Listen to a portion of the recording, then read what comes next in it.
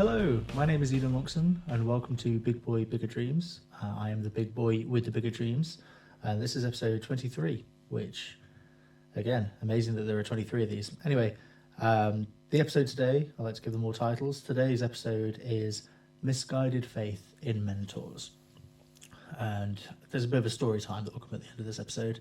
I'm speaking a bit quietly because it is currently 20 to midnight, and I don't want to wake my housemates who don't deserve to be woken up by me prattling on to a camera.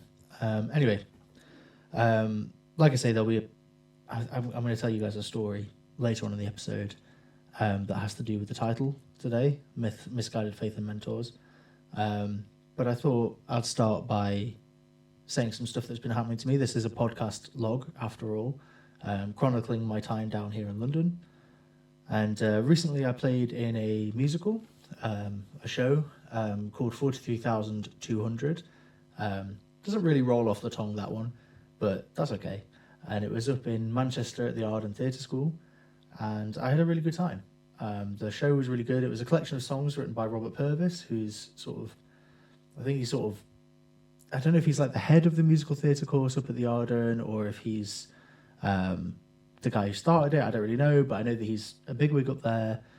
He used to be, quite a big MD, sort of based down here in London. I think he was on Cats and Chess and loads of other stuff. But he's written a load of music over the years, and so they put all these songs together to make this sort of show, 43,200. And the cast were brilliant. It was all sort of third year vocal students at the Eden. They were all wonderful, nice kids too. It was sort of nice to hang out with them. But they were also really, really, really talented. The band were amazing, really lovely band, some great people who I've played with before, some really good crack. It was just a really nice time. And in a few weeks, I'm going to be playing at the Hammond School, which is another sort of drama school kind of thing based in the north, but this time in Chester. We're going to be playing a show called Alice by Heart, which I've never heard before. So I think apparently it's kind of folky, rocky kind of thing. So I'm quite excited to be playing on that. Got a few friends playing on that with me. So I'm very excited about that. This week's quite a busy week. I had a rehearsal last night. So for full disclosure, I usually release these on Monday. It is currently Tuesday, aka Pancake Day. Have you had your pancakes? I had some earlier with some banana and some Nutella on. I was going to record this Sunday evening, but for whatever reason, I just couldn't do it. And then I didn't have time last night because I was at rehearsal, and I'm doing it tonight after another rehearsal. So last night I had a rehearsal with a guy called Simon Howard, who is a country singer based he's based in London, but he is from Liverpool. And I actually used to be friends, I still am friends, but I knew his girlfriend Lara from back in the day when I was at university. She was at LIPA and I was at the University of Liverpool, and she recorded on a project for me, and I think we were sort of on some gigs together sometimes. She's a fiddle player, violin player. And I met Simon, her boyfriend, along with her at a gig that I did back in October. And we got chatting in the pub afterwards. It was nice. And then I got a message off Simon saying, I don't suppose you want to play drums for me? It's like, yeah. So I did a gig with him in November. That was really fun. And we've got a gig coming up this Saturday at the Spice of Life in London, which will be...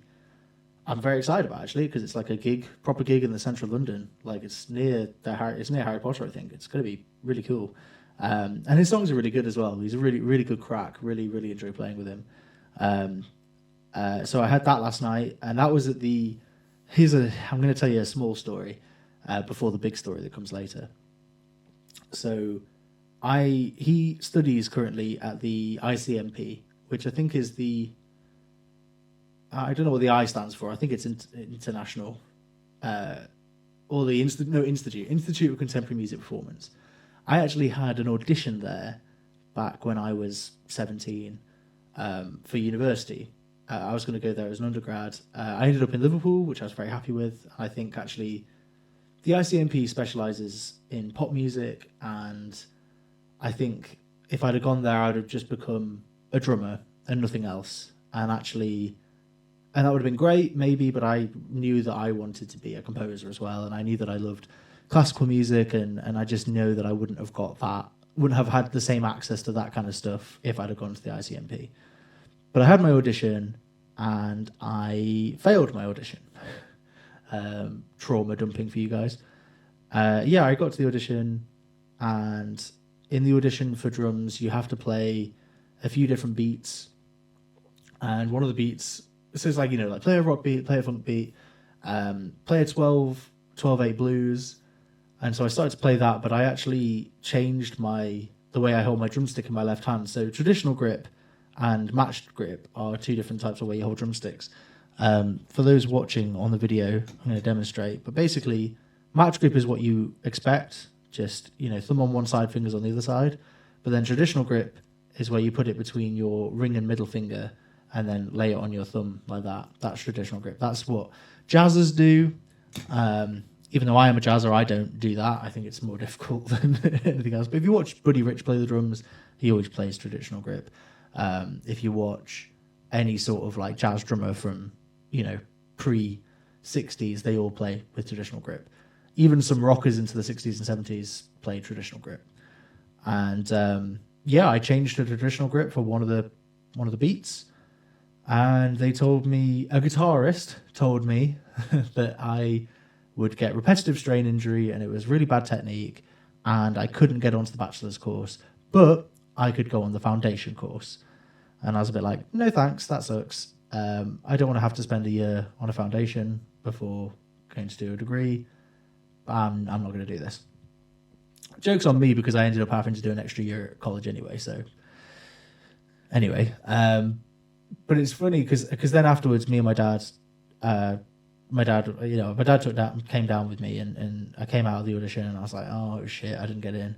And so he and I spent the afternoon at the Science Museum in South Kensington, which I have a fond memory of going to that with my dad, rather than the sad memory of not getting into the ICMP. It's funny though, because I got off the tube at Kilburn and I looked up and there's the train lines overhead, and I distinctly remember that from getting off the tube when I got there when I was like 17. So it all immediately came back.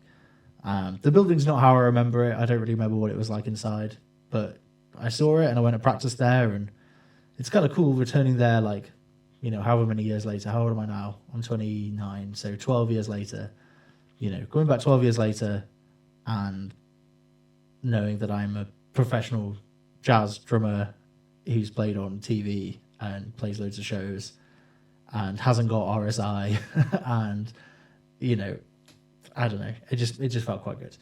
But yeah, that was a really fun rehearsal with Simon. And then tonight I had a rehearsal in Hendon, which is ages away. But luckily my friend Caitlin, who might be listening to this for the first time, hello Caitlin, because she found out about the fact that I have a podcast this evening. And the rehearsal was for the Urban Big Band, who practice at Middlesex University.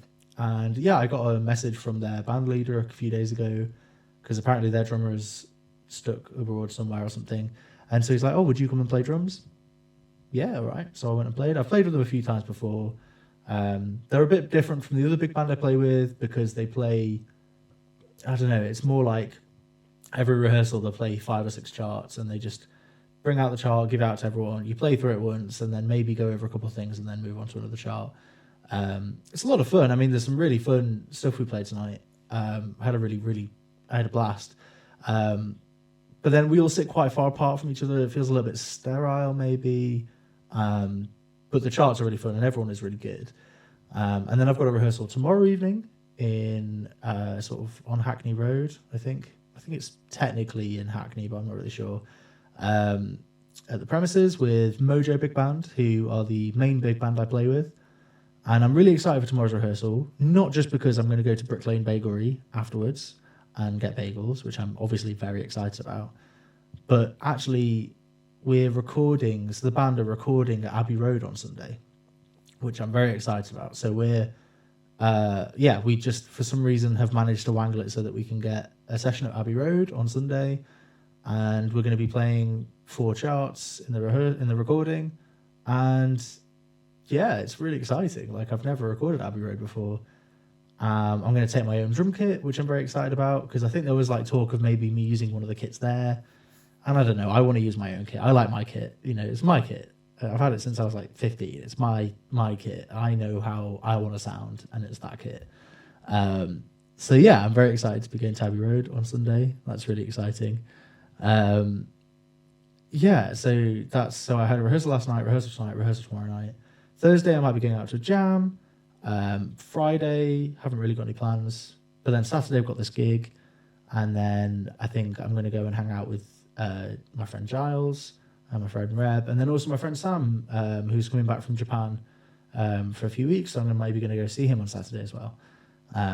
So a very busy week considering it's half term. So I'm not had to be doing teaching this week, but there's loads of other stuff going on, and it's exciting. You know, I'm really enjoying how many things I've got going on.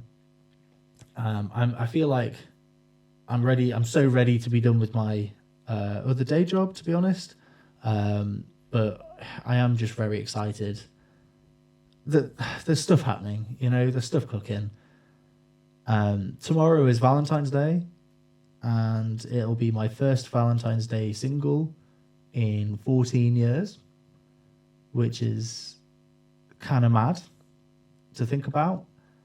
And yeah, I'm feeling pretty lonely. I've always had someone on Valentine's Day, and it's always been a really fun day. And yeah, it's just sad that I'm going to be on my own. I'm going to begin to this rehearsal and having a nice time at rehearsal, I guess, and going to work and whatever. But yeah, I'm kind of, I don't know if I'm sick of being alone or if I'm just not yet used to being alone. And it's not, I don't think I'm dealing with it as well as I could maybe. And yeah, I don't know, I'm just ready to love. Am I? I don't know.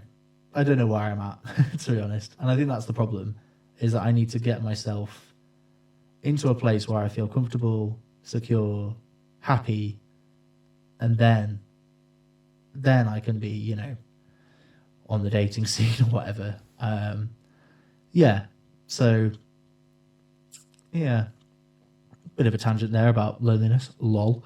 On another sort of fun thing, on Saturday, just gone, I did a gig.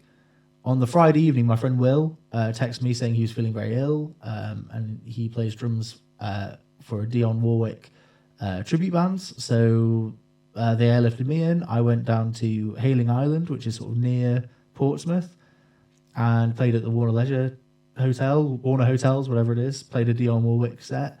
Really, loads of great tunes, great charts. Really, really fun gig. Had a really good time. And it's just kind of exciting because it's like, I didn't have anything to do that Saturday, and then all of a sudden I have a fairly well played, cool gig. So that was really cool. That was really fun. Yeah, so that's been exciting. I've also given in a composition, which I'm very excited to have given in. I've also had other people contact me about compositions, which is very exciting.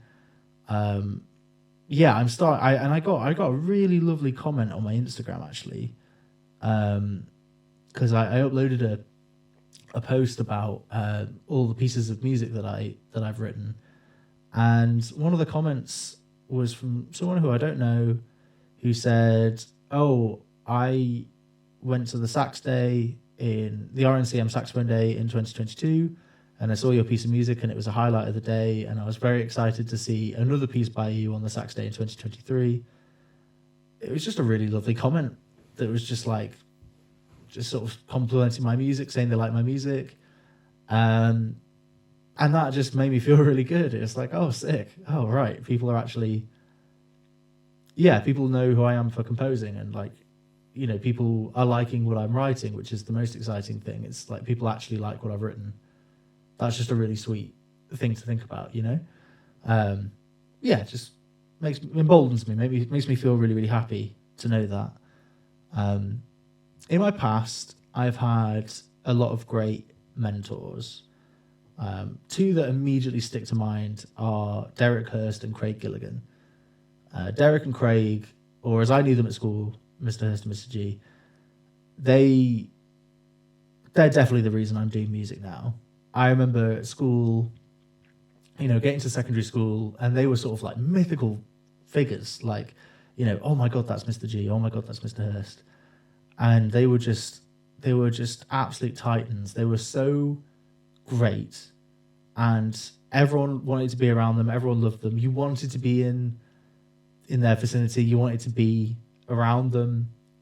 They were so inspiring and like warm in a way that I found really interesting, because they were kind of scary in like year 7 and 8, because you didn't know, the first couple of years of high school, they didn't, if you didn't do music, I think a lot of people treated music as a bit of a DOS lesson, and so I think they had a sort of a bit of a hardness to them about that. But then when you started showing an interest in music, they opened up all these doors, and they like bring you to orchestra and jazz ensemble and just, I used to feel at home in the music block at school. I didn't have loads of friends in high school until sixth form. Then I had a great sixth form time. I had a great time in sixth form, but just knowing that there's always a space for me in the music block, there would always be, and it was one of those things as well where like if I needed to be in the music block, I knew they would be like, yeah, he's allowed to be in here. They would cover for me, and like they were just, yeah, I owe so much to them and their encouragement and their advice, and just two massively positive influences in my life, and I love them both so much for that. Like they just did so much for me, and and they inspired me to be the musician who I am today. And then I had some other mentors. I remember I had a drum teacher who was sort of an older student, who I used to love going and having drum lessons with him, but I think there was also a sense of like, I really looked up to him, but I think there was also a sense of like, he saw me as just a drum student, whereas I saw him as like this big mentor and this big inspiration to me, and I don't know if he sort of realized that, to be honest. Yeah, but he was very inspiring, and he was a brilliant drummer. Then I went and did my degree, and then I did my master's. And in my master's, I had some great mentors, Laura and Adam, and especially Andy Scott. Andy Scott is a hero amongst men. Love that guy. He's given me so many opportunities, and just was so open and honest with advice and help, and just has really, really had, because Andy wasn't one of my personal tutors or whatever, but I met him at the end of my first year in my master's, because he did some advice for a big project that we were doing. This was during lockdown, so nothing came out of the project, but I just remember everything he was saying. I was like, yeah, that makes so much sense. And I got all this advice, and I just thought, this guy is the guy I want to be one of my one-to-one tutors. So he became one of my one-to-one tutors in my second year, and then I did an extra year. And so he and Adam Gold were my two tutors in my third year, and they were both amazing. Both had so much to offer and so much to give me, and Andy just has just been like, post the degree, has just been really helpful in like setting stuff up, getting me to write music for Saxophone Day, introducing me to people, and even just him sharing like my stuff on Facebook. Like if I post something on Facebook, he sometimes shares it, and that's just always amazing, because he like people see that, and I've had people contact me because they saw it on his Facebook, and they've contacted me asking for scores and stuff. And yeah, just amazing human being. I did have a tutor at college, my master's, who was great in loads of ways and really helpful in loads and loads of ways. And I'm not going to name them, but I know that they also used to run seminars. And I remember distinctly there was like one seminar where in my second year where I showed a piece that was bare bones, like just like a string quartet that I'd written fragments of, just as like a sketch, right? And I'd written several different things, like, oh, this is an idea, this is an idea, this is an idea. I might progress one of them, or some of them, or all of them. And then someone else showed a piece of music that was very, very regimented, very like fully thought out and whatever. I don't know if it was my favorite piece of music that I'd ever heard them write, but it was good, I guess. And I remember the lecturer sort of like saying like, oh, Eden, you need to be more like that, because you haven't got any discipline. you completely lack discipline. So in front of everyone, he's like dressing me down, saying you've got no discipline. You know, you don't follow through with your ideas. And I'm there like, I just brought in a skeleton of a piece of music, and he's sort of using this other student who's not even one of his one-to-one students as like, look, you should be more like them. Why aren't you like them? It's like, yeah. So that's always stuck with me as like a bit of a sore point. But now we're going to get into story time, because I had a mentor when I was at university. So for my undergrad. And I'll name him. I don't give a fuck. I'll name him. Wally Fields, his name is. I think he and everyone Let me tell you the whole story. Let me set the scene. I was in my second year of university, and I think it was around Christmas time or maybe just after Christmas. And my friend texted me saying, I remember they put it in a very specific way. They said, "Eden, do you jazz drum?" And I just remember that's how they put it in the text. "Eden, do you jazz drum?" And I replied, I feel like I was in a rehearsal for a concert or something, or rehearsal for a musical or something. And I replied saying, "Yes, I do jazz drum. In fact, that's the main thing I do. I am mainly a jazz drummer." And I remember this was in spring term. I was the musical director for Little Women that the student theatre production were doing, and I think we were having tech rehearsals in the theatre. And he texted me saying, "Eden, do you jazz drum?" And I said, "Yes, I love jazz drumming. It's the main thing I do." And so he said, "Well, I've met this guy at this private members club. Which I can't remember what it's called. Some weird, the Athenaeum or something like that. And and he does jazz and klezmer, and he's looking for a drummer." And I said, "Well, put my name forward. That'd be great." And so I get a call off this guy. I get a call off Wally, and he says, "I've got this rehearsal in this place just outside of Liverpool, sort of near the coast, but South Liverpool. And and we're going to rehearse in this guy's house." I was like, "Okay, so bring your drum kit and let's see how it goes." So I went along, brought my drum kit, unloaded it out of my Fiat Punto that I had at the time, and set it up in this dude's living room. This isn't Wally's living room, by the way. This is just some guy that Wally knows who has a massive house in sort of a posh part of Liverpool, and just let us use his living room. It was really weird. But I set it up, and Wally's a lot older. He's maybe in his 70s. There's a few other musicians there. They're all older than me. Some are older like Wally, but some are just like a bit older, maybe in their 30s or something. And at the time, you've got to remember, I'm 20, I think I'm 20. Yeah, I was 20 at the time. And I go in, and we're playing these klezmer tunes and these jazz tunes, and I think I do a pretty good job. I'm playing all the stuff correctly, I think, because you've got to remember, well, you don't have to remember, I'll tell you this. I started getting into jazz in my sixth form time. I remember Craig Gilligan, Mr. G, was very instrumental into getting me into jazz. So was Derek as well, just giving me music to listen to and also just opportunities to play jazz. Then I remember I was in a quintet with my mates, or is it a quartet? I guess it was just a quartet with my friends Gabe, Matt, and Isaac, and we played quartet gigs together, just playing jazz.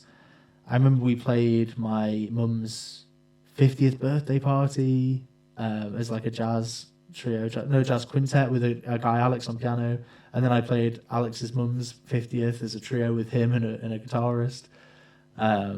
Really, really cool.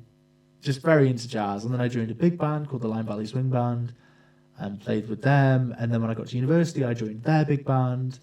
And then in my second year, I was in a jazz group, what we were called 5-4. Terrible name, but we were a jazz quintet called 5-4. And so I was getting really, really into playing jazz, which is now my bread and butter. That's like my main thing, is I'm a jazz drummer, right? So, I'm feeling pretty confident going to this rehearsal with Wally. I'm playing a lot of jazz. I'm really into it. Klezmer is, so adjacent to jazz, and a lot of the tunes we're playing are jazz tunes as well. The rehearsal goes well.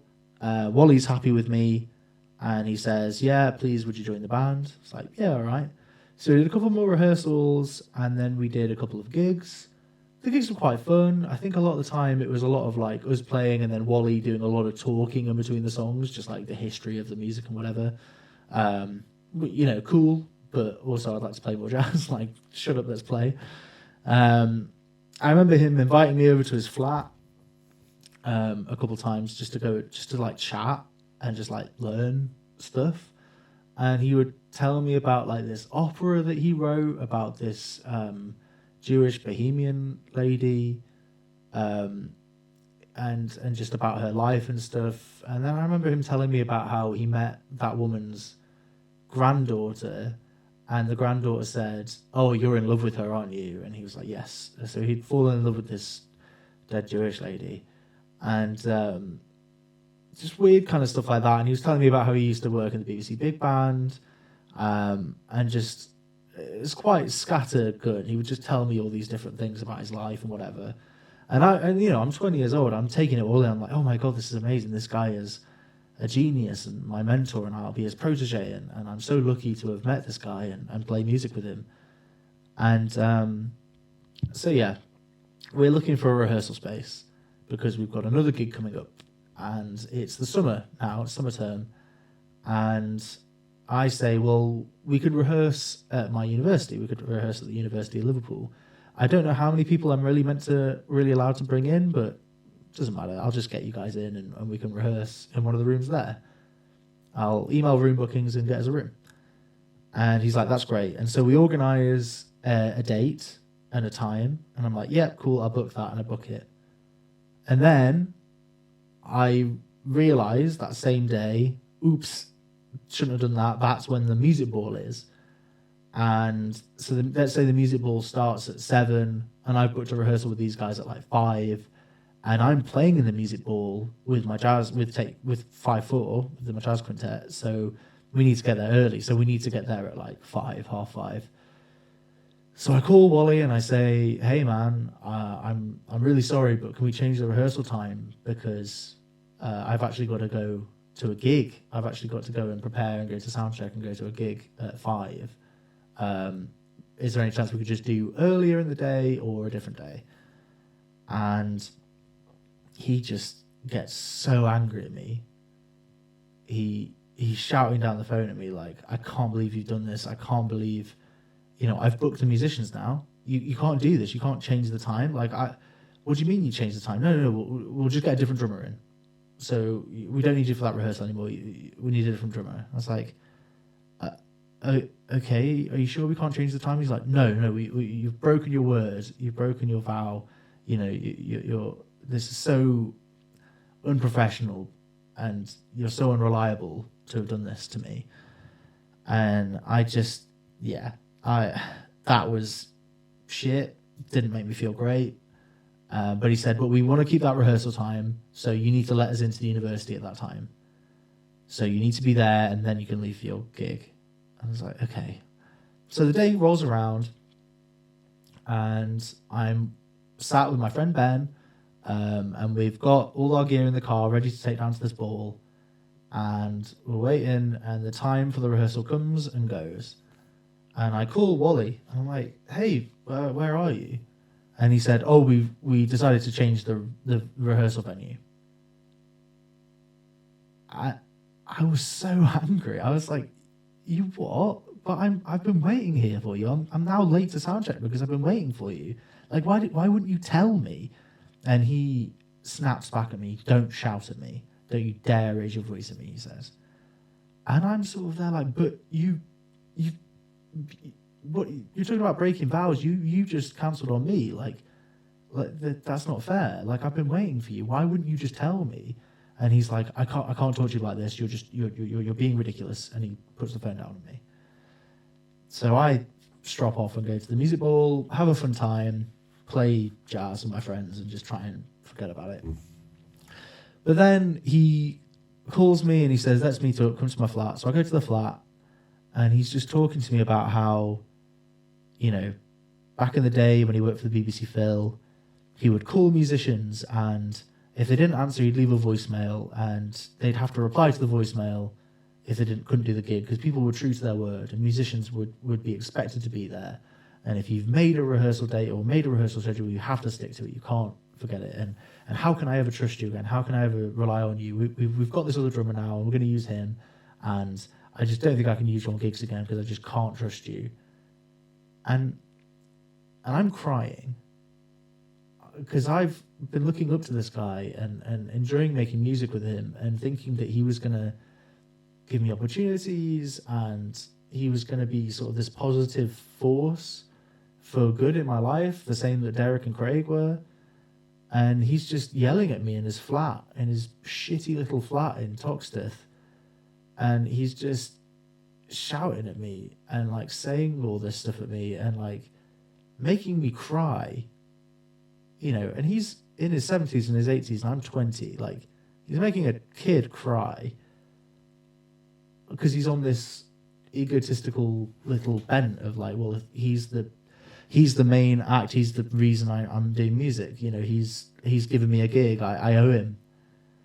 And yeah, that wasn't great. So I left his flat in tears, got back to my house, sort of went to bed, and never saw him again. Well, I saw him once at a jazz club in Liverpool a few years later, and I just tried to avoid him as best as possible. And he did come and say, we walked past each other and he said, oh, are you still writing music? And I said, yes. And he said, well, remember to write that piece of music. Because he told me, I had this idea for a piece of music and he's like, oh, well, you should use the cor anglais. I was like, okay. And the jazz club was like, you make sure you use the cor anglais. And I'm like, okay, fuck off. So what did I learn from that experience? I learned that just because someone's taking an interest in you, that doesn't mean they have you in mind, what's best for you in mind. And it doesn't mean that they actually can help. It doesn't mean they know what's good for you or they want what's best for you. They can be doing it for themselves. And you just got to be aware of that and not rely on people too much. You know, not look up to people and put them on such a high pedestal that they're just there's nothing they can do but disappoint you, you know. I saw him as a real mentor, as a hero, and then he just sort of like mucked me about, messed me about, treated me like shit. And it's because who is he? No one. You know, like he was living in a tiny little flat in a shitty part of Liverpool, and was yelling at a 20-year-old for asking if he could reschedule a rehearsal. Like, what an insignificant life. Of course, he was treating me like shit because he needed to feel powerful. And it's just making sure you're aware of those people that you know, and obviously the situation could have been a lot darker. He could have been trying to like have his way with me or something, I don't know. And I know that if I was a girl in this situation, this whole situation would be extremely different. But I felt he just made me feel shit. And I know, taking away from that story, that getting older, I need to make sure that I am not a gross old man who takes advantage of young musicians. I am going to try my hardest to break the cycle and make sure all my peer group are breaking the cycle of putting ourselves on pedestal to younger musicians and stringing them along and promising them the world and then treating them like shit. You know, we've got to be good, kind, honest, generous, but then also have respected boundaries and not make people 60 years younger than us cry because they asked to reschedule a rehearsal. Yeah, so there we go. I've got some music recommendations for you. That's the end of the podcast, by the way. But I've got some music recommendations for you. And the two of them are my own music. So I've released another saxophone orchestra piece called Galactic Pot Healer on YouTube. Please go check it out. It sounds really, really good. Sam did an amazing job recording it and playing on it, along with Leah and Jasmine. And then also, I've had a piece released this week on an album that's not released by me. It's been released by Northern Reeds, a reed quintet based in Manchester, who've recorded an album, and the album is called Northern Reeds. And on it has a piece of music that I wrote called Thunder Rolled ... It Rolled a 6. That is a line, that title, I love that title, and it comes from a line in a Terry Pratchett novel which says so that it's from Guards, which is a wonderful book about a city watch and about dragons and kings, and it's very, very good. And there's this paragraph where it says, "Thunder rolled.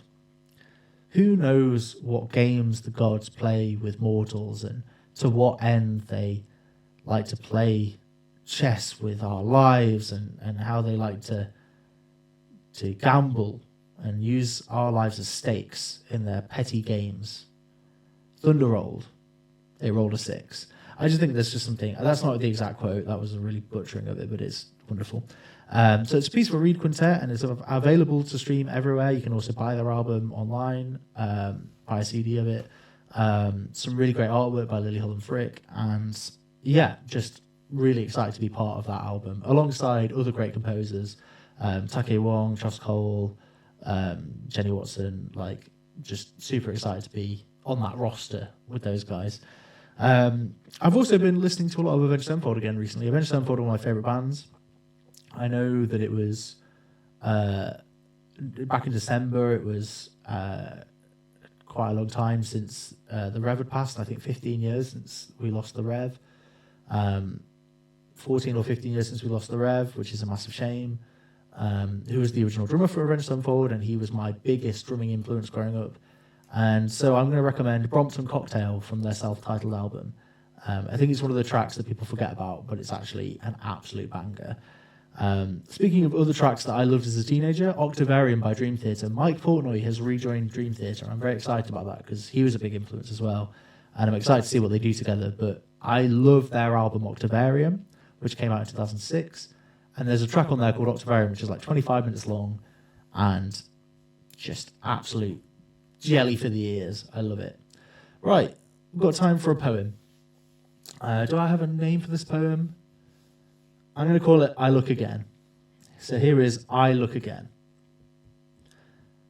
I saw a picture of you, like stinging my hand on a nettle. A glutton for punishment, I look again. 1,000 wasps sting my body. I hold my hands to your fire. I shouldn't see you. I look again. Drugs don't excite me. Neither do the ponies, but I understand addiction. I look again. The rush of serotonin, I drown in its waves. Fury, joy, pain, confusion. I look again. I turn to salt. My face begins to melt. One look has cursed me. I look again. Hope you enjoyed that. That was a little poem called I Look Again. Kind of a sad one based on true experiences very recently in my life.